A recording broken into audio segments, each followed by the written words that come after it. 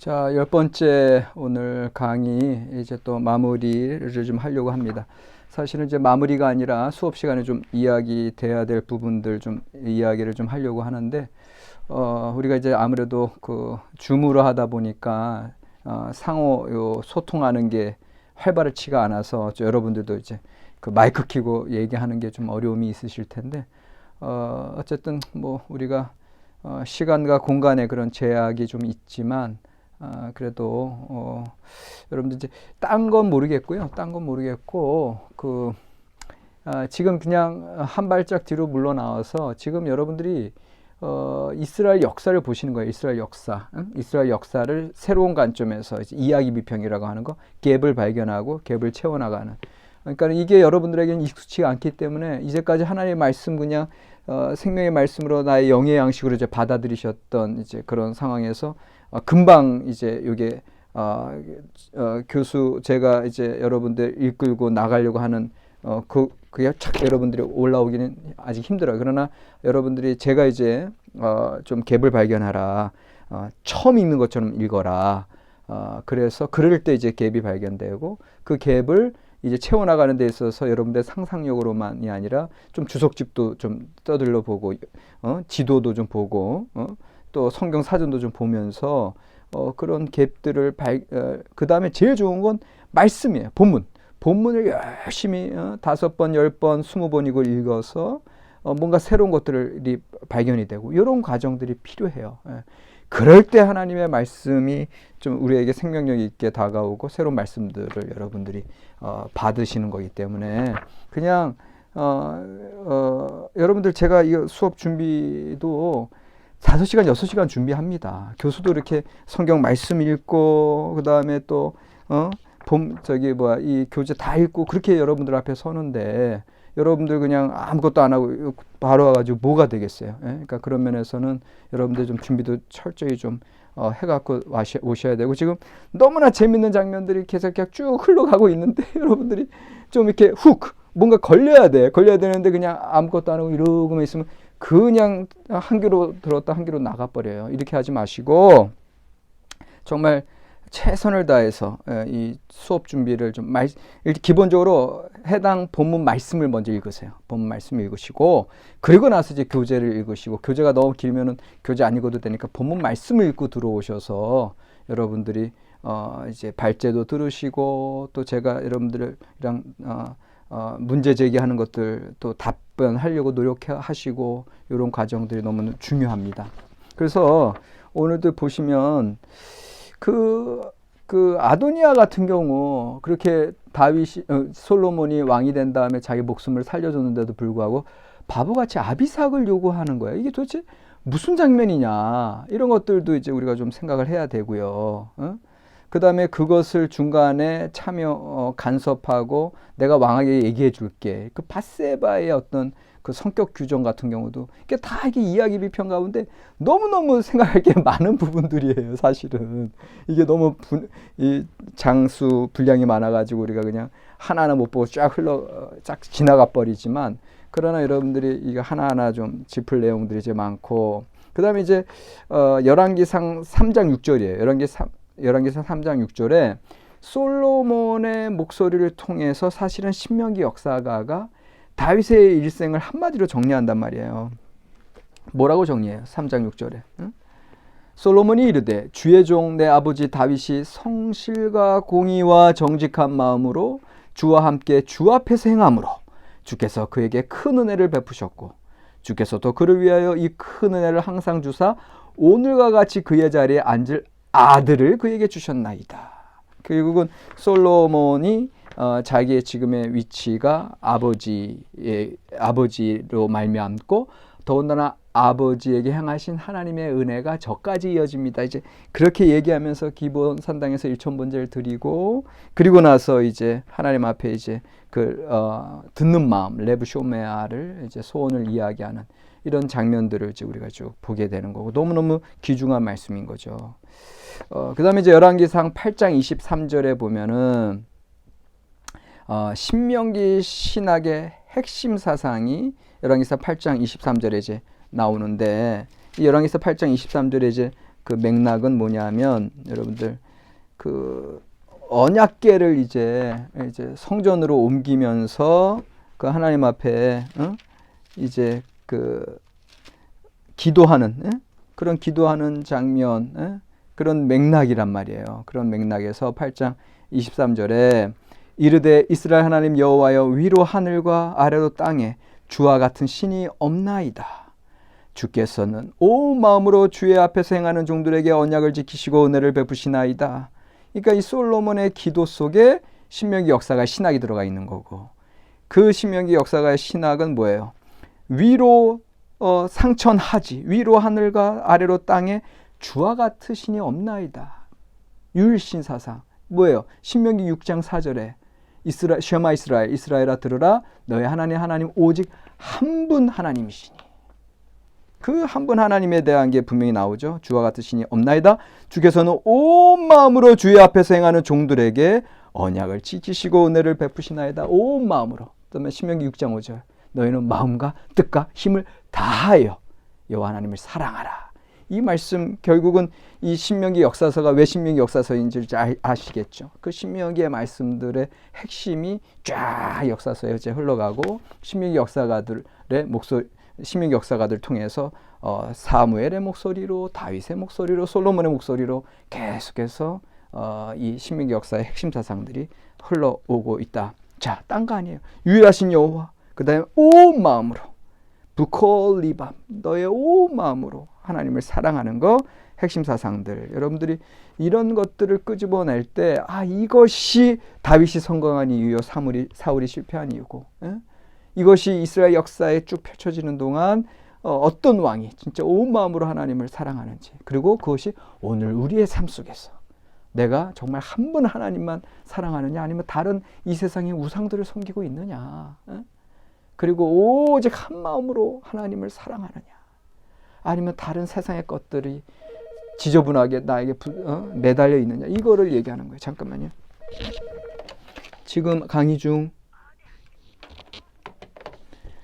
자, 그래서 여러분들 그 다음에 이제 성명신학이라는 거 너무 중요한 거 나와요. 647쪽이에요. 이런 것들 여러분들 하나하나 아셔야지 이 신명기 역사서를 제대로 이해할 수 있으세요. 647쪽에 성명신학, 이게 포로기 신학이 반영된 성명신학인데, 이게 뭐냐면은 여러분들 교재로 647쪽 참고하시고, 우리 이제 말씀은 열왕기상 8장 29절이에요. 열왕기상 8장 29절에 보면 주께서 전에 말씀하시기를 내 이름이 거기 있으리라 하신 곳 이 성전을 향하여 주의 눈이 주야로 보시오며 주의 종이 이곳을 향하여 비는 기도를 들으시옵소서. 솔로몬이 성전 봉헌 때 그 성전 이제 솔로몬의 기도하면서 요 내용이 나오는데, 이게 신명기 역사가들의 성명신학이에요.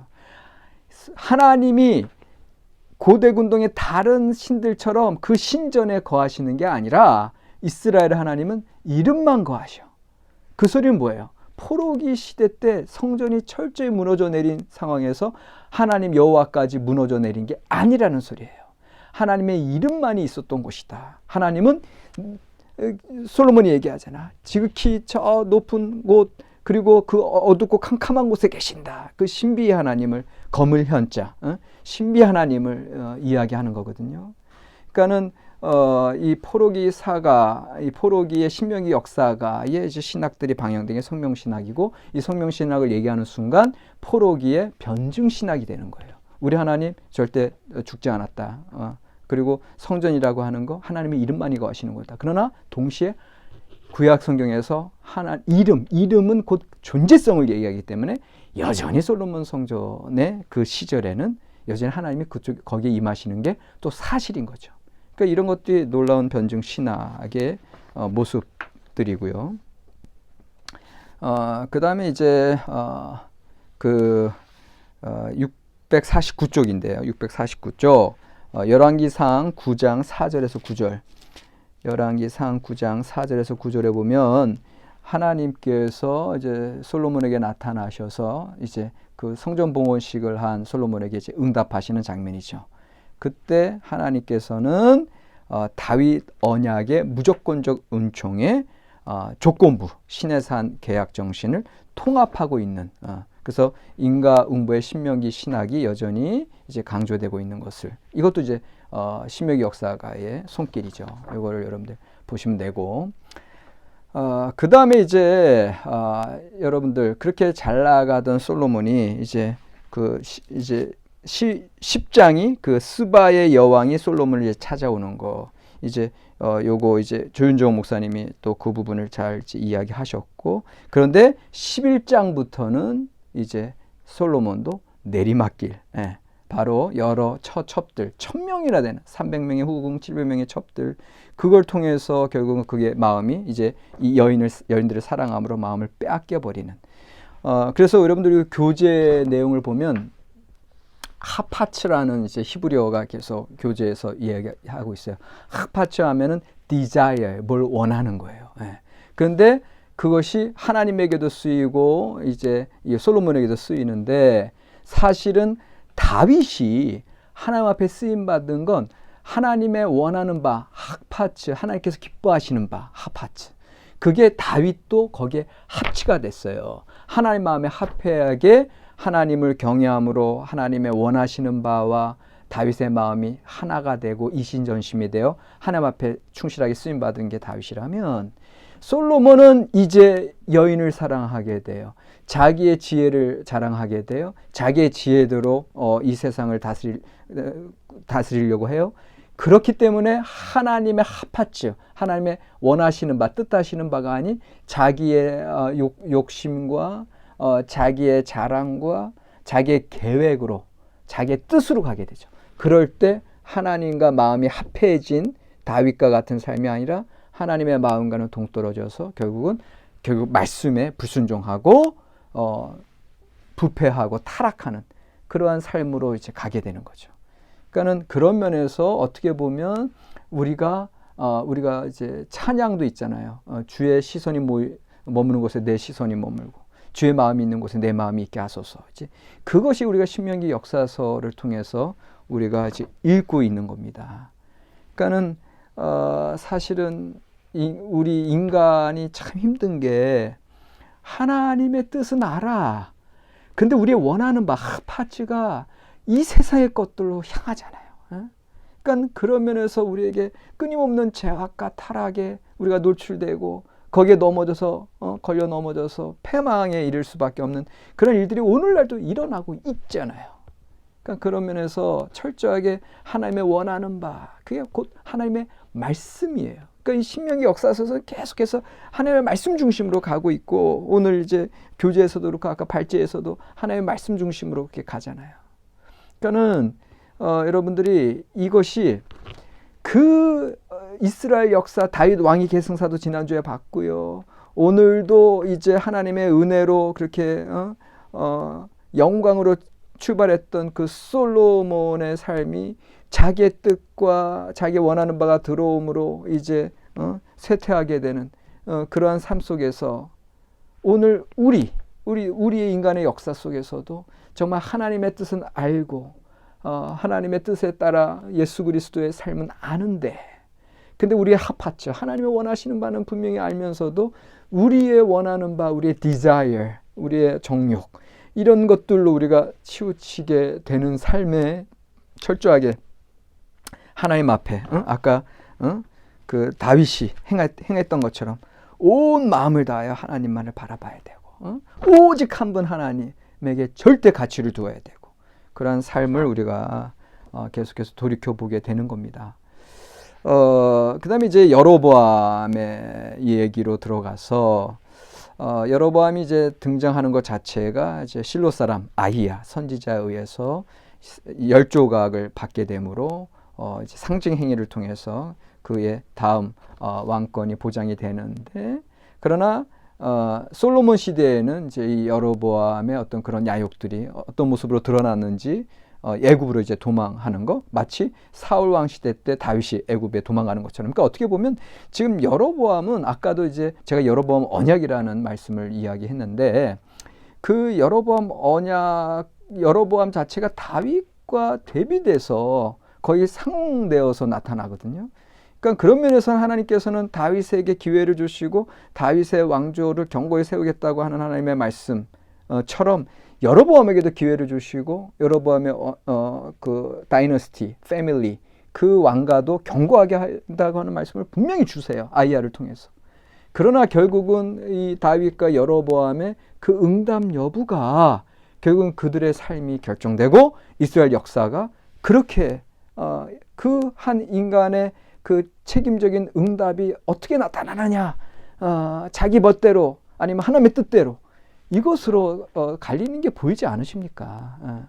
그러니까 그런 면에서 우리가 이 하나님을 탓하는 것이 아니라 우리 인간의 결정, 우리 인간의 책임성, 이것들을 우리 신명기 역사서 통해서 철저하게 우리 자신을 돌아보는 계기가 되는 거죠.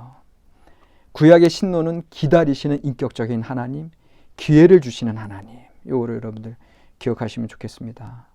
그 다음에 그 여로보암 하면 이제 단과 브엘세바에 세운 금송아지 상이 이제 문제가 되는데, 사실 이제 교재에서 나오지만 요게 처음부터 여로보암이 우상 숭배, 금송아지 상 숭배를 의도했던 게 아니란 말이에요, 사실은.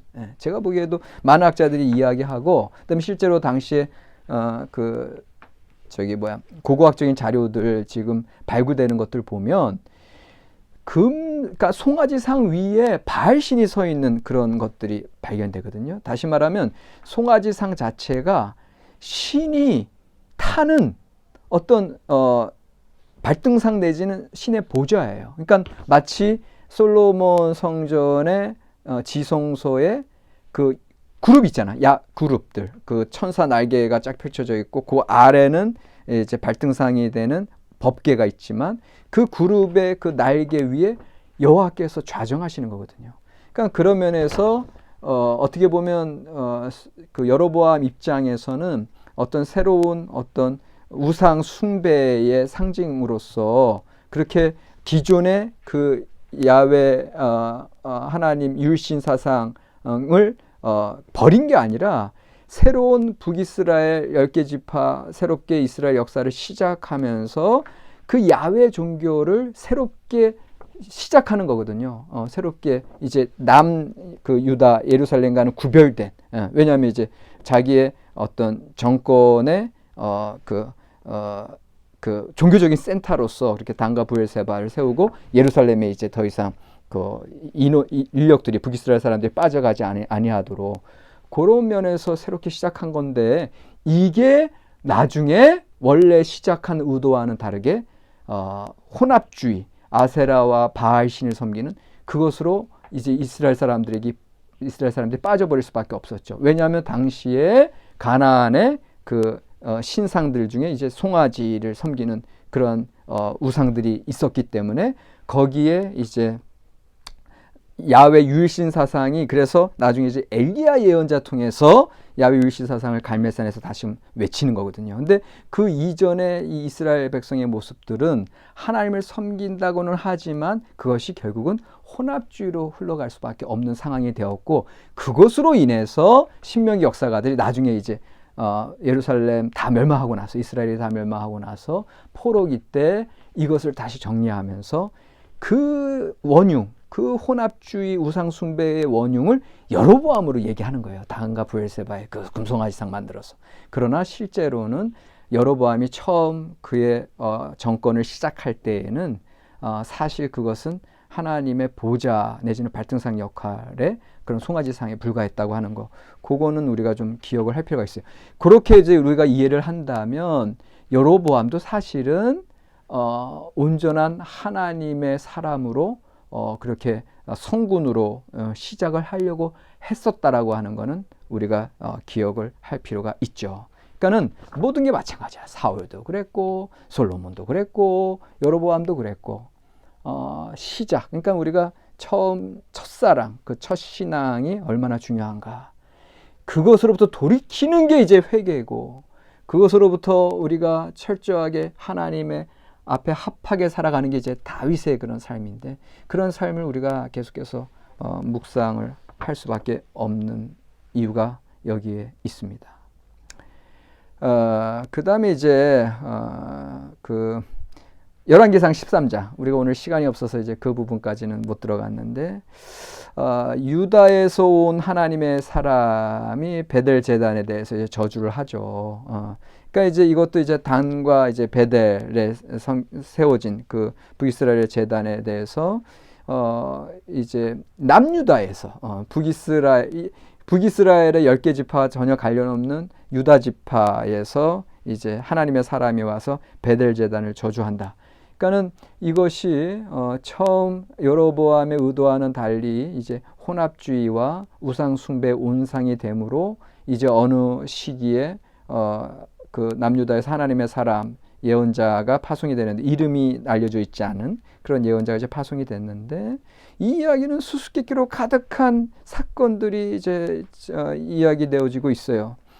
그런데 그 이제 오늘 조윤종 목사님이 이제 샌드위치 구조다 해서 두 번째 에피소드가 거기서 중요한 내용이 있다 이제 잘 말씀을 하셨고, 그런데 오늘 이제 교재 전체 내용에서 보면 여전히 그 말씀에서 강조되는 건 여호와의 말씀에 대한 순종, 그거예요. 여호와의 말씀에 대한 순종 여부가, 그 하나님의 사람이 말씀대로 이제 베델 제단 규탄하고 바로 다시 유다로 돌아왔어야 되는데 하나님이 그렇게 명령하셨으니까.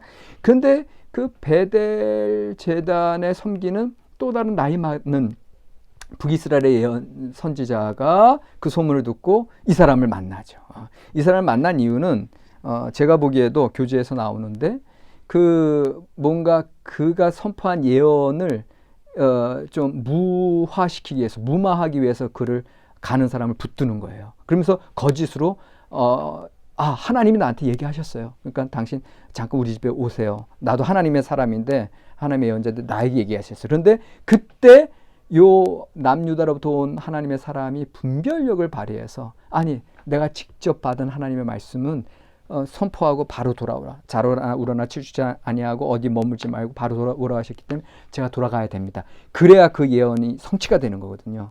그런데 요 베델의 그 늙은 선지자는 그걸 다 알아. 그래서 베델 제단의 그 저주를 어떻게 해서든지 막기 위해서 사실은 그도 거짓을 한 거죠. 근데 실제로 와서 밥을 먹는데 둘이서 실제 하나님의 또 영에 감동돼서 그 늙은 선지자가 오히려 자기가 붙들었던 그 사람에게 진정 하나님의 말씀을 이야기하는 거죠. 너 죽을 것이다. 말씀대로 순종하지 않았기 때문에. 근데 거기에 대해서 이 사람은 아무렇지도 않게 밥 먹고 빠이 하고 가다가 이제 사자에 먹혀서 돌아가시게 되는 거거든요. 근데 그 소리를 듣고 또 그 늙은 선지자가 가서 그 시체를 가지고 와서 잘 장사를 지내고 아들들에게 자기도 죽으면 이분 옆에 장사 지내달라. 그러니까 이게 도대체 무슨 얘기야? 그러니까 그런 얘기들이 이제 열왕기상 13장에 쭉 펼쳐지는데, 여러분들 첫 번째는요, 하나님의 말씀이 성취되기 위해서는 다른 것들이 중간에 개입되어서는 안 돼요. 그러니까는 예를 들면 이따가 이제 엘리사, 엘리야 이제 그 선지자 생도들에 대한 이야기도 이제 볼 텐데, 하나님의 어떤 명령이 딱 떨어지잖아요. 그러면 이들은 그 명령 수행하는 것만 목적으로 자로나 우러나 치우지 않아요. 그거 딱 수행하고 바로 돌아와요. 그게 중요한 거야. 그럴 때 하나님의 역사가 드러나는 거예요. 여러분들 요거를 우리의 삶에 적용해 볼까요?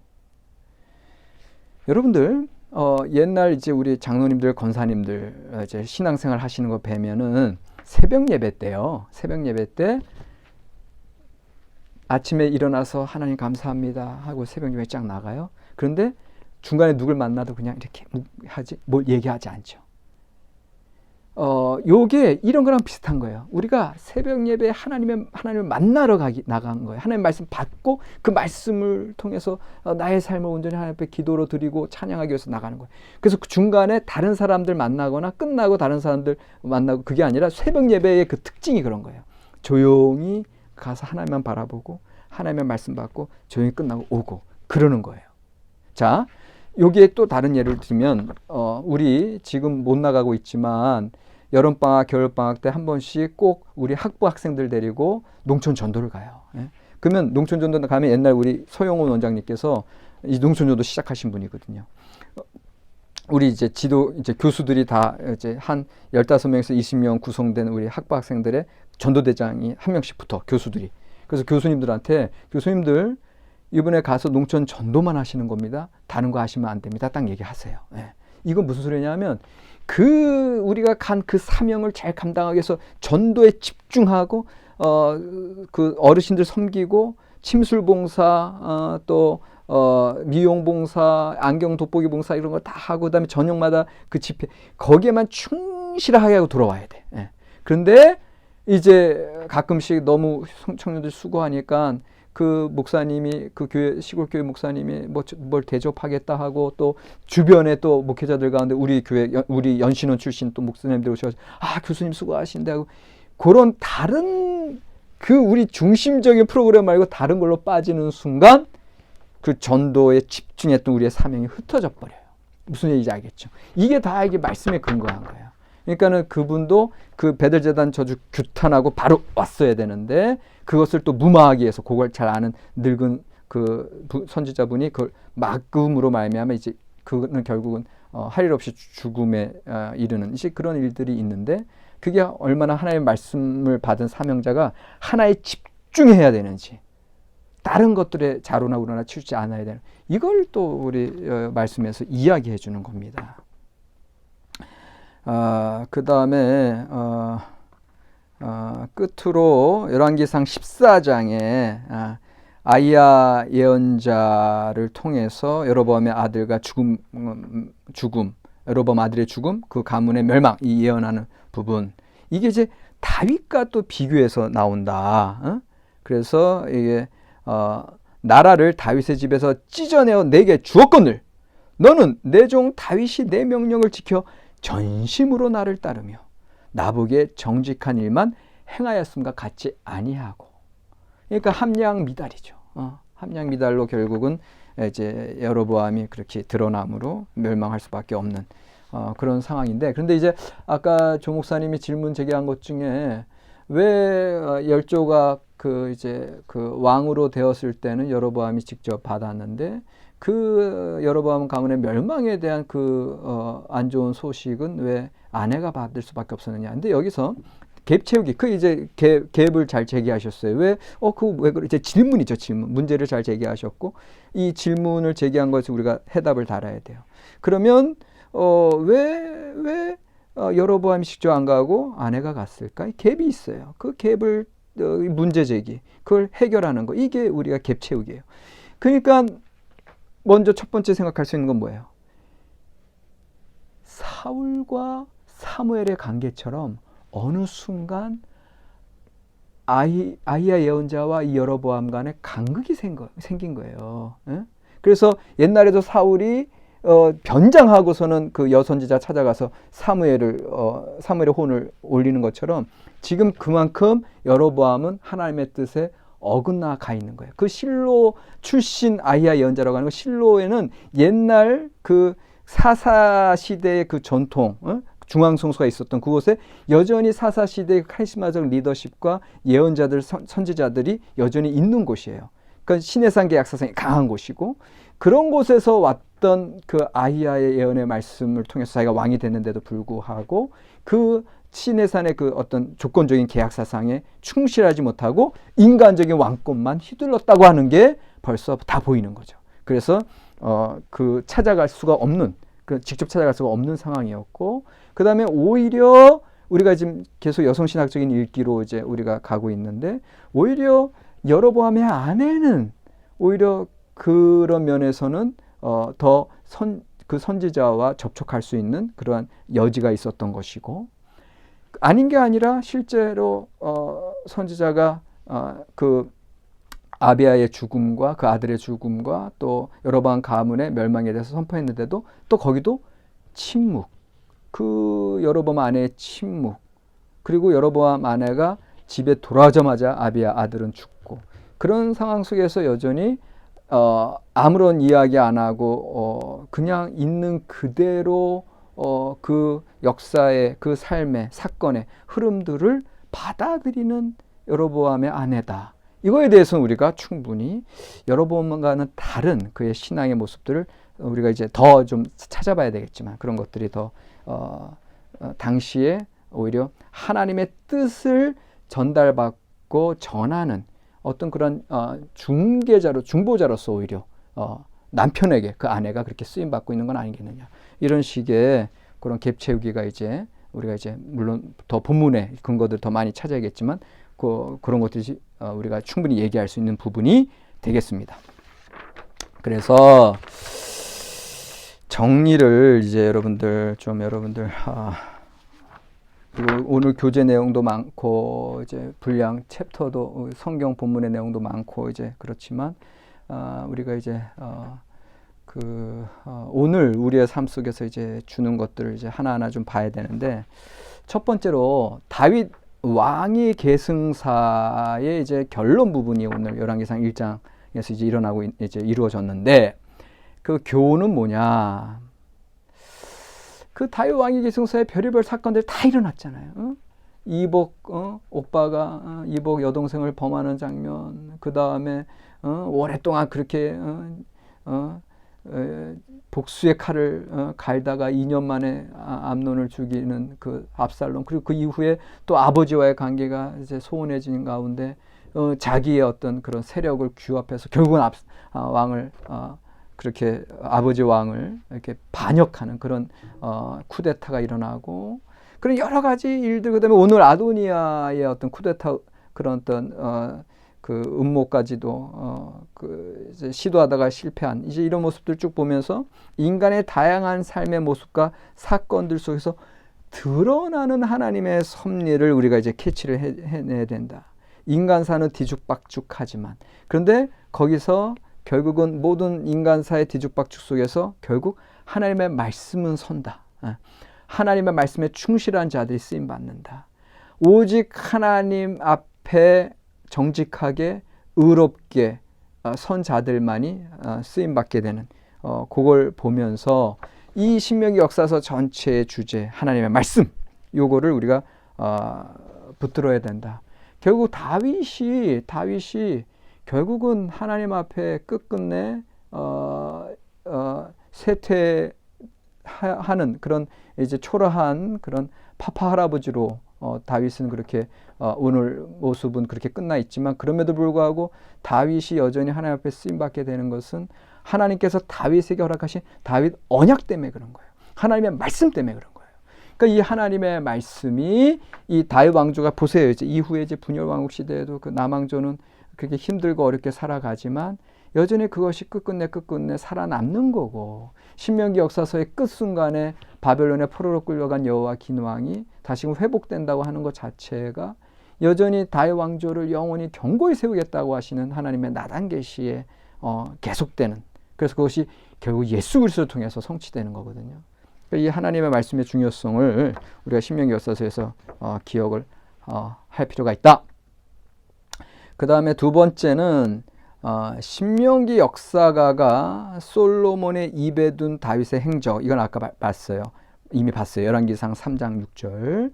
솔로몬이 이르되 주의 종 내 아버지 다윗이 성실과 공의와 정직한 마음으로 주와 함께 주 앞에서 행함으로. 근데 여기서 저는 이 성실, 공의, 정직한 마음인데 이게 주와 함께 주 앞에서 이거예요. 그러니까 다윗의 삶을 한마디로 얘기하면 주와 함께 주 앞에서. 요게 히브리어로는 하락 르파네이카예요. 하락, 행한다. 르파네이카, 당신 앞에서, 주 앞에서. 그 다음에 함께는 이제 임마크, 하나님과 더불어, 이제 그런 소리거든요. 하나님 앞에 이제 주와 함께 임마크, 그 다음에 주 앞에서 행함으로 하락 르파네이카. 이런 삶이 오늘 우리에게 말씀해 주시는, 늘 하나님 앞에서 행했던 거, 이게 야훼 경외라 그랬어요. 여호와 경외, 하나님 앞에서의 삶. 세 번째, 솔로몬의 지혜, 레브 쇼메아, 레브 마음, 쇼메아 듣는 마음. 열왕기상 3장 9절. 듣는 마음은 이신전심이요 마음과 마음이 통하는 것이요 눈 외모가 아니라 중심이고 속사람으로 하나가 되는 거다. 너무너무 강조해도 지나치지 않는 모습. 그 1000번제를 드리는 그 솔로몬의 정성과 거기에 대해서 하나님이 내 소원을 말해봐 얘기하셨을 때 내가 어떻게 이 하나님께서 맡기신 이 백성을 다스릴 수 있겠습니까? 그의 겸손함. 하나님 듣는 마음을 주세요. 그래서 이 백성을 하나님의 뜻 가운데 잘 다스리게 해주세요. 분별하는 마음, 지혜를 주세요. 그러니까 이미 솔로몬은 왕상 1장에서 침묵하고 있으나 이미 그의 모습 이제 딱 이런 게 3장 아닙니까? 그의 모습 봤을 때 이미 그에게는 벌써 왕으로서의 그리고 야훼 경외자로서의 모습이 잘 나타나 있죠. 그러면 여기까지 얘기했으면 아니 그런 솔로몬이 왜 타락했습니까? 그 타락의 원인을 우리가 여러분들 질문할 수밖에 없는 거고 그 타락의 원인이 바로 여러분들 열왕기상 11장 1절로 13절이에요. 열왕기상 10장까지는 그 스바 여인의 그 방문이고 찬란하게 하나님께서 축복하신 은혜의 결실의 내용이 나타나요. 그런데 11장 1절부터 보면은 그 이방 여인들로 인해서 그가 이방 여인을 사랑하였다 하면서 이제 내리막길인데 그런데 그 1장부터 11장 1절에서 13절 잘 보세요. 계속 강조되는 중심 모티프가 있어요. 주제 반복 단어가 있어요. 그게 뭐예요? 레브예요. 레브. 마음. 듣는 마음으로 솔로몬이 하나님 안에서 백성들을 듣고 의롭고 정직하게 잘 섬겼어야 했는데 이제 그 열왕기상 3장이었는데 열왕기상 그래서 그 유명한 그 두 창녀의 그 아이 한 아이를 지혜로운 솔로몬의 심판 제일 유명한 그래서 솔로몬의 재판이 잘 이루어졌는데 그렇게 나갔어야 할 사람이 이 마음에 문제가 생겼어. 듣는 마음이 더 이상 아니라 자기가 원하는 대로의 마음이 생겼는데 이게 바로 열왕기상 11장 1절에서 13절에 마음 계속 강조돼요. 왕상 11장 2절 너희와 서로 통혼하지 말며 근데 그들이 반드시 너희의 마음을 돌려 이게 이방 여인들이 이방 우상들로 인해서 너희의 마음을 돌려 그들의 신들을 따르게 할 것이며 11장 3절 그의 여인들이 왕의 마음을 돌아서게 하였더라. 11장 4절 그의 여인들이 그의 마음을 돌려 왕의 마음이 그의 아버지 다윗의 마음과 같지 않아요. 계속 마음이 지적이 돼요. 그러면서 11장 9절에 솔로몬이 마음을 돌려 이스라엘의 하나님 여호와를 떠남으로 여호와께서 그에게 진노하시니라 이렇게 되는 거예요. 결국은 마음이에요.